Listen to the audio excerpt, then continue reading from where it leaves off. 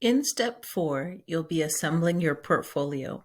The first parts of assembling your portfolio include setting your educational goal and setting your career goal.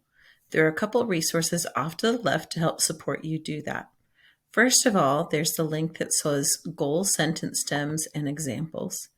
If you click into that link, you'll see a variety of sentence stems for the SMART goals. SMART stands for specific, measurable, achievable, relevant, and time-bound.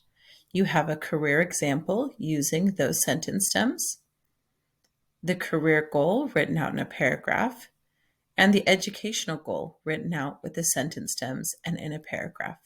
This is a great resource to use when creating or drafting your educational and career goals. Once you're ready to enter into your career goals or your educational goals, navigate back to your high school and beyond plan. You can go to your completion status page, and here listed on the fourth option down is your educational goals. Go ahead and click on this link. Once you're in the educational goals, off to the right, you'll be able to click Add Educational Goal. Click on the plus sign there. Here you can write the title of your educational goal. Maybe just put your last name and, of course, educational goal. Then you can go ahead and fill in the details that are required. Grade level is required, so I'm going to select 9th grade. Educational goal is required, and educational will already be automatically filled in under the goal type. In these two boxes, they're optional, so you don't have to fill anything in. What I would do is go ahead and draft your educational goal in a separate document. Here I took the sentence stems for my educational goal and then filled in the blanks with the details that I wanted to include.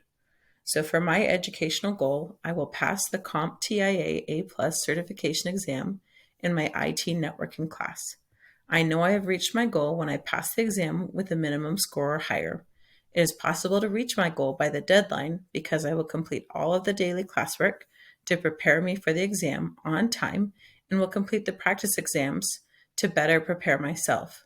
I will also ask for the help of my peers and teacher if needed. The goal is meaningful because it will allow me to be qualified to apply as a data center technician in any of the local data centers. I will reach my goal by the end of the 23-24 school year. Once you've drafted your goal in a document such as a Google Doc, you can go ahead and copy and paste it into your educational goal on high school and beyond. You can highlight it, press Ctrl+C, navigate back to your high school and beyond plan in the educational goal, and then go ahead and paste it into that box by clicking Ctrl+V. Once you're done, go ahead and click the Add button at the top. Make sure that you show your educational goal or your career goal to your teacher so that they can make sure that you meet their expectations for sentences and SMART goal specifications. Now that you've completed your educational goal, you'll want to go ahead and add your career goal. Go ahead and go to the top and go to Goals, and then navigate down to the second option for Career Goals. Here you click your Add Career Goal, and again title it Last Name, Career Goal.